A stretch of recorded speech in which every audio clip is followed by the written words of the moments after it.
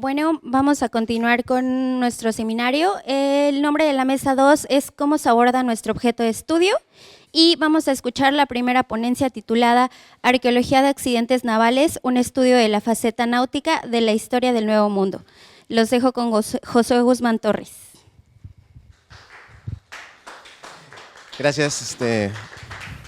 Bueno, buenos días a todos. Pues la presentación esta que pongo a cargo, que voy a estar, es un poco una reflexión sobre el trabajo que hemos realizado a lo largo de estos años en la subdirección. Tengo el honor de haber prácticamente estado en campo con prácticamente todos, entonces es parte de los aprendizajes que hemos tenido, ¿no?, a través de este tipo de investigaciones. En particular nos vamos a centrar un poco en los accidentes navales. Vamos a ver ahorita la diferencia que propongo ante todo respecto a lo de pecios, ¿no? Entonces, la siguiente, Gus, porfas, comenzamos. De entrada, esto de arqueología de los accidentes navales no es una faceta de la arqueología, no es una especialización técnica, es una perspectiva de estudio. Es decir, vamos a hablar de la siguiente, Gus, porfas. Bueno, ahí está bien, ahí está. Es un marco interpretativo, ¿no?, a partir de ciertas herramientas teórico-metodológicas que nos van a hacer reflexionar sobre lo que estamos encontrando en campo. ¿Cuál es la diferencia entre pecio y entre accidente naval? Bueno, básicamente que todo pecio es generado por un accidente naval, pero no todo accidente naval, bueno, lo que está ahí, pues, al revés, ajá. Todo accidente naval genera un pecio, pero no todo pecio es generado por un accidente naval. Sabemos que pecio, pues, es cualquier pedazo de una embarcación, sea el casco, parte del cargamento y demás, que se encuentra en el fondo marino, o en las costas, o en las marismas. En este caso, un accidente naval lo queremos ver desde un punto de vista más teórico, más en el sentido de que la siguiente, Gus, porfas, de que es un proceso de corta duración, un suceso, por así decirlo, que es, en teoría, es inesperado, es involuntario y no deliberado. Vamos a centrarnos en esto, ¿no? Es un percance fortuito. Vamos a ver, ahorita tengo ciertos problemas todavía para definir este tipo de cosas. Es una presentación, un tema que mientras estaba en la sobremesa parecía muy bonito, pero ya conforme uno va desarrollándolo, tiene ciertas asperezas. Para empezar, entonces vamos a tomar que es un proceso de corta duración, bastante delimitado en el tiempo y en el espacio, que encontramos en una área específica y que por lo tanto nos permite, idealmente, un acceso transversal a una continuidad, a una materialidad cultural de un solo momento, ¿no?, de una sociedad, de un grupo social, de una temporada, de una época, de una ruta marítima, si acaso. La siguiente, Gus, porfas.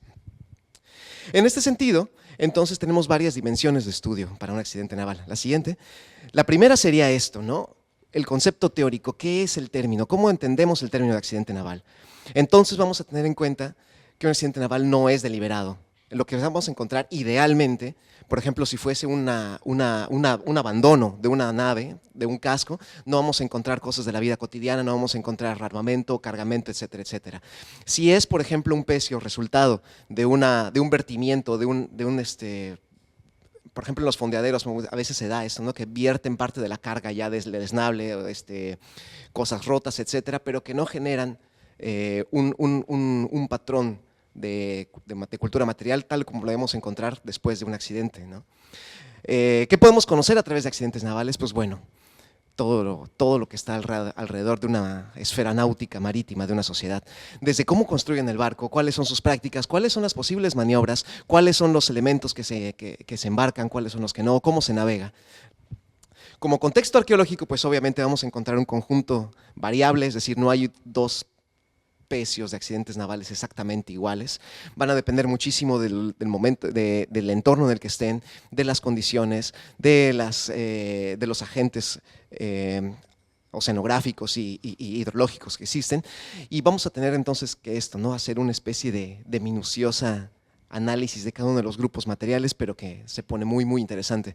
Para esto, pues obviamente tenemos que depender sí o sí de una interdisciplinariedad. No podemos únicamente abordarlos desde el punto de vista arqueológico y se acabó. Tenemos que dotarlos de significado a través de la historia, tenemos que encontrar ciertos de sus elementos ocultos, ¿no?, a través de análisis arqueométricos, etcétera, etcétera, para llegar precisamente a esto, ¿no? Lo que nos interesa es estudiarlo como un fenómeno histórico-cultural social. Es decir, como les decía, no es un evento crítico, es un momento que rompe los esquemas de una continuidad. Un accidente naval per se es romper esa normalidad de lo que algo tenemos. Por lo tanto, podemos encontrar rastros materiales, por ejemplo aquí, ¿no? Esto de desarrollo de conductas y dinámicas sociales especiales de diferentes escalas sociohistóricas. Vamos a ver ahorita algunos ejemplos de este tipo de cosas. Y finalmente, para toda cultura es un símbolo, un naufragio en sí mismo es esta disrupción de la normalidad, es este que rompe con lo que tenemos esperado, máxime cuando estamos ahí en el agua, ¿no? Hay una frase muy bonita, muy potente y muy cierta que me dijo Flor, bueno, que vienen repitiendo los navegantes desde época de los griegos, lo podemos ver en García de Palacio y demás, que dice, cuando estamos en el mar, lo que nos separa de la muerte es un palmo de madera o 3 dedos de madera, que es el grueso del casco, ¿no? Entonces, pongámonos en cuenta de cuán impactante es un naufragio para la historia cultural que tenemos. Tenemos miles de navegaciones exitosas, pero son pocos realmente los naufragios que marcan, ¿no? Todos tenemos en la mente el Titanic, por ejemplo, todos tenemos en la mente algún otro naufragio que se haya quedado. Lo que produce toneladas de documentos en los archivos no son tanto las navegaciones bien efectuadas, sino aquellas que son interrumpidas por la catástrofe inminente, ¿no? Entonces, estas son las 4 dinámicas, las 4 dimensiones de estudio que podemos abordar o que queremos abordar a partir de este modelo, ¿no? De esta perspectiva de investigación de los accidentes navales. El siguiente, Gus, porfas. Entonces, pues bueno, no debemos olvidar que nuestro objetivo no es únicamente el sitio per se, no es únicamente el montón de materiales en el bajo del mar y tratar de definir a qué nos estamos poniendo. Nuestro principal eje temático es estudiar la navegación, la relación del ser humano como una gran hazaña cultural de lograr navegar y lograr dominar, por así decirlo, un medio que nos es enteramente y naturalmente ajeno. Otro, ¿no? La localización y cronología, pues esto es básico para entender en dónde nos estamos moviendo. Esto del estudio de navegación como hazaña cultural del Homo sapiens, que podemos tener acceso tanto a la tecnología, a ciertas cosas de la técnica y, por muy importante, al conocimiento geográfico, náutico, marítimo y cartográfico del mundo en el que estamos viendo. Donde encontramos barcos, donde encontramos restos de barcos, de embarcaciones que tuvieron un accidente, pues obviamente estamos enfrentándonos a gente que sabía dónde andaba o que no sabía dónde andaba, que también es bien curioso, ¿no? La siguiente, por favor, Gus. Para entrar en este rollo tenemos entonces una tipología de accidentes navales que han sido definidos ya desde las fuentes, ¿no? Que por ejemplo la más común de todas es el naufragio. Pero cuidado, aguas, no todo naufragio genera un accidente naval. O sea, un naufragio es la pérdida total de la embarcación. Hay muchos otros, por ejemplo, lo que estamos viendo, los encallamientos y los varamientos, que involucran pérdida de materiales, que involucran la formación de un contexto arqueológico, que involucran, por lo que hemos dicho, un montón de estas dinámicas y de estas conductas o los procesos sociohistóricos pequeños, pero que estamos viendo su reflejo ya sea en la costa, ya sea en el fondo del mar, y que no necesariamente implican como tal un naufragio. La siguiente, por favor. Tenemos otros también que son todavía un poco más complicados. La siguiente, Gus, por favor. Que es, por ejemplo, esto, ¿no? Una volcadura o el pantoquear, y esto, la explosión accidental o el incendio incidental de un barco. Esto está curioso porque es uno de los puntos difíciles que vamos a ver desde la arqueología, ¿no? Desde la historia, incluso desde la antropología, son fácilmente detectables, pero una de las grandes broncas a la que nos estamos enfrentando con esta perspectiva de estudio es precisamente cómo vamos a detectar arqueológicamente, por ejemplo, un incendio, por ejemplo, una explosión o una volcadura de un barco, ¿no? Por supuesto que podemos entender cómo hay algunos materiales que estando a bordo de repente están ahí sin ninguna resto de estructura del barco, ¿no? Sin ningún resto de estructura naval. Pero para esto, entonces, es claro que no podemos responder estas preguntas únicamente desde los métodos arqueológicos tradicionales. Necesitamos sí o sí meternos con la historia, no solamente con la historia de archivos, con la historia cultural, entender cómo es que pensaba la gente que navegaba, qué son las conductas que tienen, cuáles son los accidentes a los que están expuestos. La siguiente, por favor. Y entonces, pues bueno, ya cuando entramos a trabajar tal cual en este tipo de contextos, pues nuestros objetivos inmediatos y a mediano plazo son estos, ¿no? Primero, delimitar, reconocer y documentar el contexto arqueológico. Es fundamental conocer el entorno en el que estamos, ¿no? Conocer cuáles son los patrones oceanográficos, cuáles son las corrientes, los vientos, los oleajes, qué tipo de fenómenos atmosféricos aplican o afectan la región en la que estamos, básicamente para conocer cuáles son los elementos no naturales ajenos a lo que tenemos en el entorno natural. La segunda, pues bueno, sería esto, ¿no? Típico, definir la cronología, proveniencia cultural, condición hipotética de los contextos, todo esto que es básico, ¿no? Y que es nuestro primer punto de partida. Ojo, bien interesante, el objetivo final de la investigación de cualquier accidente naval o de cualquier pecio no debe ser el simplemente descubrir qué barco era, ¿no? O el identificar qué barco era, en qué fecha se hundió, etcétera, etcétera. Esa es nuestra plataforma de interpretación. A partir de ahí podemos empezar a tejer realmente fino, ¿no? Porque no nos interesa saber qué barco era el que se hundió, lo estamos viendo ahí. Lo que nos interesa es a qué sociedad pertenecía ese barco, qué tenía esa sociedad de conocimientos náuticos, cómo podemos acceder a su mundo marítimo a través del estudio de una embarcación siniestrada. A partir de ahí, por ejemplo, que ya te conocemos, que sabemos qué barco es, qué fecha se hundió y todo eso demás, podemos meternos en el mundo náutico alrededor de este accidente puntual. Importantísimo también identificar y ponderar los procesos tafonómicos actuantes. No olvidemos que igual que en tierra, pues lo que estamos viendo ya es un contexto que ha sido vandalizado, que ha sido saqueado, erosionado, que incluso bichos mismos han modificado de maneras múltiples. No olvidemos, por ejemplo, los pulpos, los corales, todo este tipo de otros bichos que existen dentro de los contextos arqueológicos o acuáticos, y por supuesto el saqueo, ¿no? Que para nosotros va a ser uno de los peores elementos de disrupción de un contexto arqueológico. Esto que es realmente lo interesante para esta perspectiva de análisis, definir si el contexto corresponde a un accidente naval o cuál fue su génesis.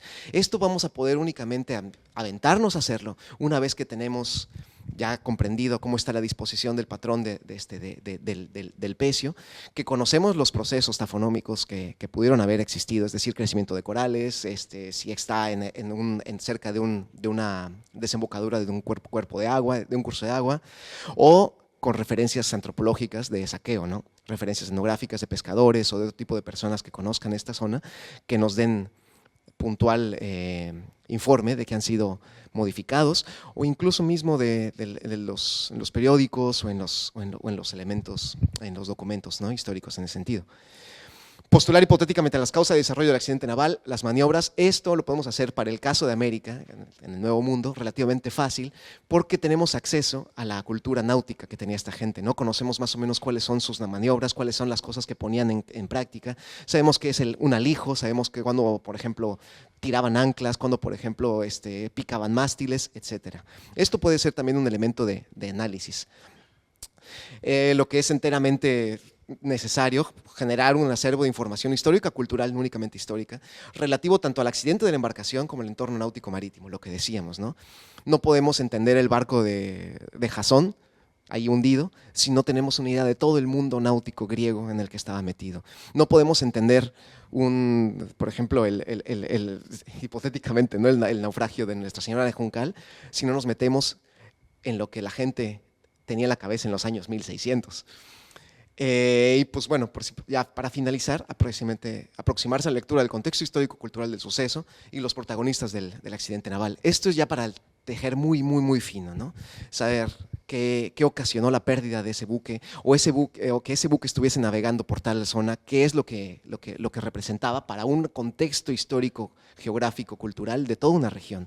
No es lo mismo el naufragio, que al rato, por ejemplo, espero que después Gabriel nos hable sobre esto, ¿no? Del naufragio del vapor La Unión, que tiene visos de prácticas esclavistas mayas, a cualquier otro naufragio de un vapor de la época que esté, por ejemplo, en San Luis, Missouri, ¿no? Una cosa así.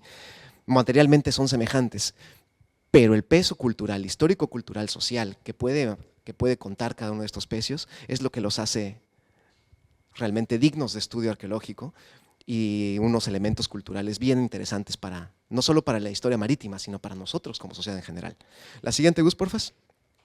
Entonces, pues bueno, no podemos definir una metodología tal cual precisa, no es de paso 1, paso 2, paso 3, paso 4, porque cada contexto, cada pecio va a ser diferente en sí mismo. Va a plantear sus propios retos, sus propias facilidades, sus propias, pues no sé, bondades a la hora del estudio. Lo que sí tenemos en cuenta, o que he logrado medio poner ahorita, es tener en cuenta estas cosas, ¿no? Como bien lo dice Richard Gould en su Anthropology of Shipwrecks, no lo veamos simplemente como los huesos de una persona, ¿no? Se me ocurre pensar lo que es como una especie de una tumba de una sociedad perdida, ¿no? Dentro va a estar el mono muerto, un montón de cosas, pero no tenemos ni idea de cómo contextualizarlas. Entonces para entrar a un pecio, un accidente naval, tenemos que entrarle desde dos maneras distintas, ¿no? Tanto de manera intrínseca, es decir, el pecio por sí mismo, como lo que rodea y le da sentido a toda la cultura material que vamos a encontrar. En ese sentido, Richard Gould dice que pues, el estudio de un pecio es idiosincrático y va refinándose el conocimiento que tenemos conforme sigamos estudiándolo, ¿no? En este caso, por ejemplo, el pecio mismo, pues obviamente tenemos que reconocerlo, lo que decíamos, ¿no? Identificar su cronología, su época, sus factores y demás, reconocer los factores ambientales que tenemos, es decir, la tafonomía que tenemos, análisis interdisciplinarios de materiales. Esto es bien importante porque hay veces que se nos van esos datos mudos, ¿no? de ciertos materiales.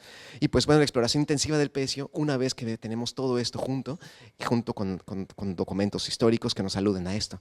Y para conocer este marco conceptual, cultural que tenemos, pues bueno, tenemos la contextualización histórica del pecio a partir de esos materiales. No es lo mismo un barco de guerra que un barco mercante. Eso lo tenemos claro y sabemos que vamos a tener muchas otras cosas diferentes. La investigación histórica referente al pecio, tanto como decíamos, de historia enteramente náutica, buscando los actores, las fechas, lo que haya podido ocurrir con este pecio, como también esto, ¿no? La contextualización histórica cultural de todo lo que está moviéndose alrededor de esta esfera náutica. Finalmente, pues bueno, tendré un estudio antropológico histórico de la navegación en el área de interés y de todas las otras cosas que está representando, todos los factores que tenemos.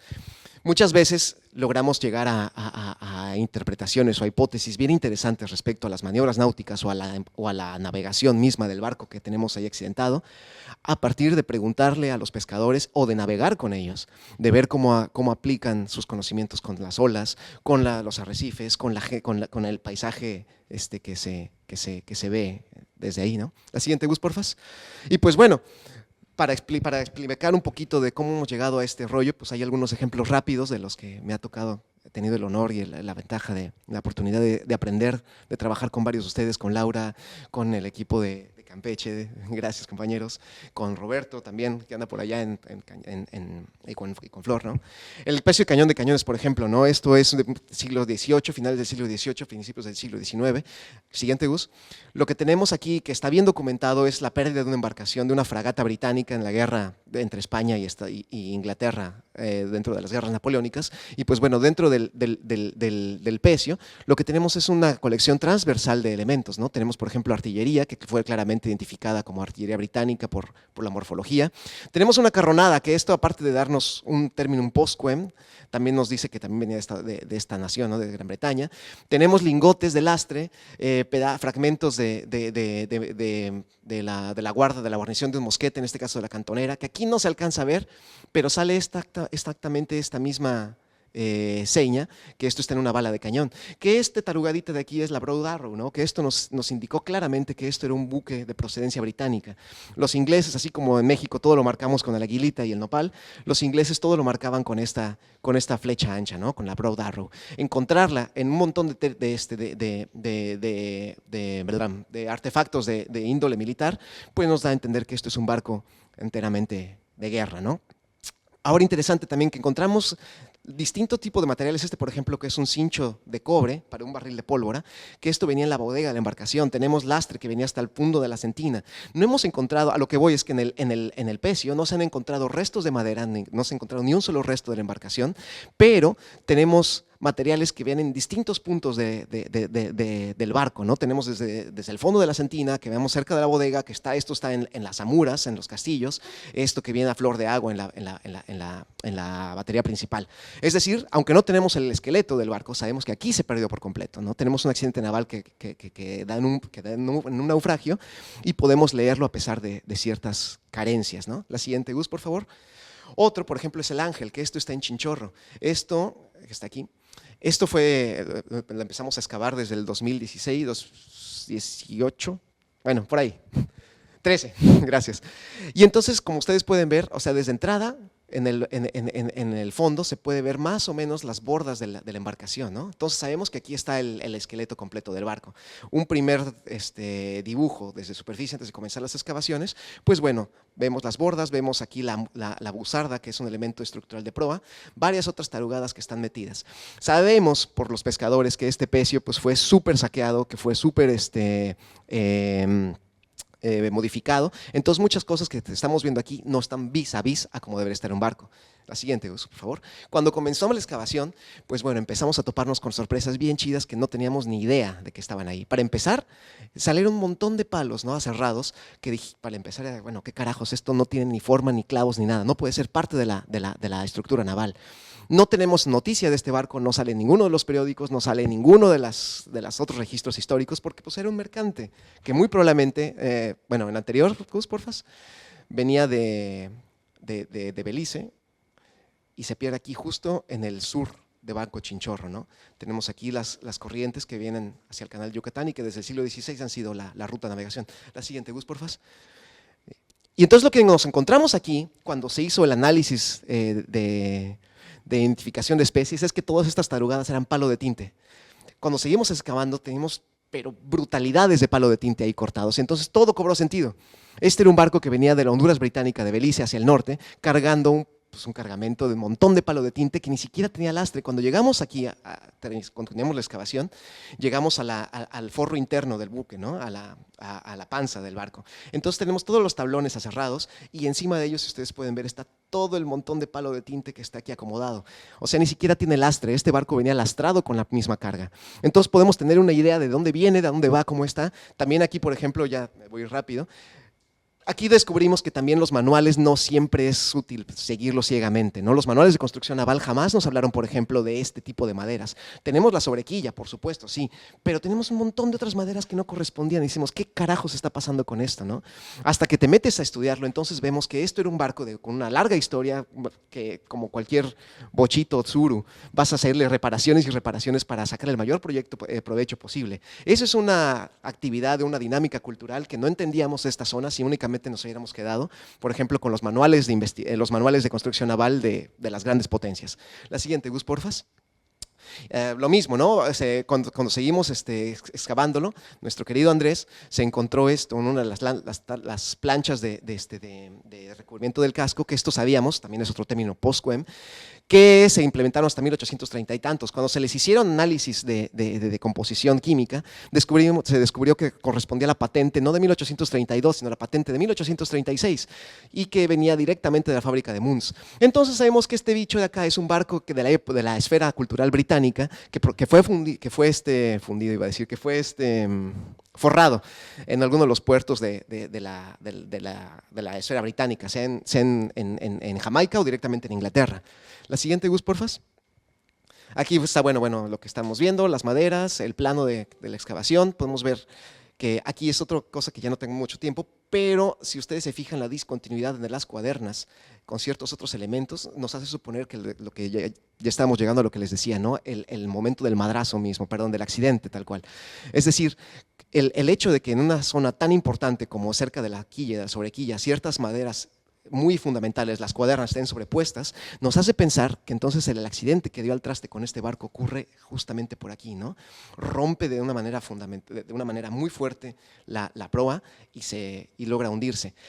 Pero volvemos ahí, todavía no hemos explorado esa parte, que quizá es un proceso tafonómico, ¿no? Quizá el barco mismo se empieza a doblar, tiene una especie de desajuste estructural, y eso todavía no sabemos cómo preguntarlo. Pero bueno, la siguiente, Gus, porfas. Otro de los buenos, 40 cañones, no me voy a detener mucho en porque bueno, es uno de los más interesantes que logramos tener, que están en Chinchorro, pero que ha sido manipulado, explotado y dinamitado de maneras brutales. Aquí lo bonito, la siguiente, Gus, porfas, es que permite, por ejemplo, darnos cuenta de esto, ¿no? Hay un montón de piedras alóctonas que son el lastre, aunque todavía no se encontraba, bueno, creo que ya se había encontrado aquí restos del maderamen, no se ha excavado todavía, pero con esto sabemos que todo el buque, que todo el barco está aquí. Por los cañones se supo que es un barco, los cañones son de Suecia. ¿Qué coño estaba haciendo un barco sueco acá además? Hasta que la investigación histórica da a entender que estos eran cañones suecos que fueron importados por España en algún momento del siglo XVII y siglo XVIII. Algo que también hemos encontrado, por ejemplo, en San Diego, que también, por ejemplo, Elena y demás, se han encontrado un montón de ejemplos en alacranes, que me hubiera encantado poner el de 5 cañones, pero ya no me da tiempo. La siguiente, por favor. Esto, ¿no? Que Ánimas de la Victoria es lo que hemos trabajado ahí en Campeche con Elena, con el equipo de allá. Y esto es bien interesante, porque está aquí en una zona en la que no encontramos absolutamente nada antes del siglo XVIII, en la Bahía Espíritu Santo, que esto, vamos a ver ahorita conforme sigue la explicación, no hay puertos, no hay ninguna otra fundación novohispana cercana. La siguiente, porfas. Pero tenemos un montón de materiales bien interesantes, ¿no? Estas son 2 anclas que están sobrepuestas una sobre otra. Hay 19 cañones completamente cubiertos de concreciones en distintas posiciones, en distintas de posiciones aparentemente aislados. Incluso tenemos una ancla aparentemente activada, pero que, la siguiente, Gus. Si ustedes se fijan, esto, como está la disposición del accidente naval, estos son 200 metros. Son más o menos 200 metros, desde poco más de 7, 8 metros de profundidad aquí donde se encuentran estas 2 anclas, hasta 1,30 m, una cosa así, o sea, casi nos salen las nalgas cuando estamos aquí buceando. Y entonces, fíjense cómo tenemos distintas deposiciones, tenemos cañones en distintas formas, pero casi todos aparecen en patrón pareado, ¿no? Los cañones rojos son los que desconcrecionamos para buscar marcas o alguna cosa así. Lo que pensamos es que no encontramos nada de madera y nada de estas cosas, entonces lo que pensamos es que el barco se degradó por completo, pero se dio un madrazo aquí primero, se hunde, tira las anclas quizá en una acción de rápida salvarse, y lo que estamos viendo es el casco flotando y reflotando y reflotando y reflotando y reflotando hasta que ya se pierde aquí. Esta es la hipótesis que tenemos ahora. Nos falta mucho por saber, ¿no? Este sitio es muy bonito para poder hacer un montón de experimentos en este sentido. La siguiente, Gus, porfas. Aquí, bueno, lo que nos ayudó un montón fue la cartografía, la siguiente, para entender, porque no hay ningún otro barco de ahí, no tenemos ninguna seña, no tenemos nada. Lo que sabemos es que pudo haber salido del sur por las corrientes y demás, pero lo que nos dio la cartografía fue que este barco no pudo haber sido español, porque para los españoles y los franceses esta zona prácticamente no existe, no se duerma aquí, esta zona prácticamente no existe, pero para los ingleses sí. Entonces tenemos un barco armado con 19 cañones, con ninguna otra cosa de este tipo de cargamento y demás, y lo estamos encontrando en una zona bien conocida por los ingleses en esta zona del Caribe. En una de esas podemos empezar a plantear la hipótesis a nivel inicial de que podría corresponder a un barco bucanero, ¿no? O a uno de estos, no piratas, pero un corsario quizá. La siguiente, porfas. El chiste es que nos falta un montón. También existen este tipo de accidentes, ¿no? O de pecios, que son difíciles de definir si es un abandono o si es una batalla naval. No podemos arqueológicamente discernir que se trate de un accidente naval todavía. Eso es algo que hay que seguir pensando cómo hacerlo. La siguiente, Gus, porfas. Y pues bueno, hay un montón de cosas que todavía hay que refinar, hay que poner bien sobre la tela de juicio, pero algo que en lo particular, el trabajar en estos pecios con distintos equipos, en distintas locaciones, en distintas temporalidades, hay un montón de cosas que se pueden hacer. Hay que ver los pecios no únicamente como sarcófagos aburridos, sino con todo lo que prometen ahí. Entonces ahí, para terminar ya con esto, creo que un estudio de pecio, de un accidente naval, perdón, nos puede abrir un montón de puertas para entender cómo nos relacionamos con la mar, con la tecnología náutica, con construir barcos y cómo reaccionamos como especie cultural ante este tipo de anomalías, de este tipo pues, ¿me entienden, no? Pues para hacerlo desde la arqueología, esto tiene que ser como el buen sexo, o sea, tiene que llevar no esquemas, mucha creatividad y sobre todo libertad para hacer preguntas. Muchas gracias.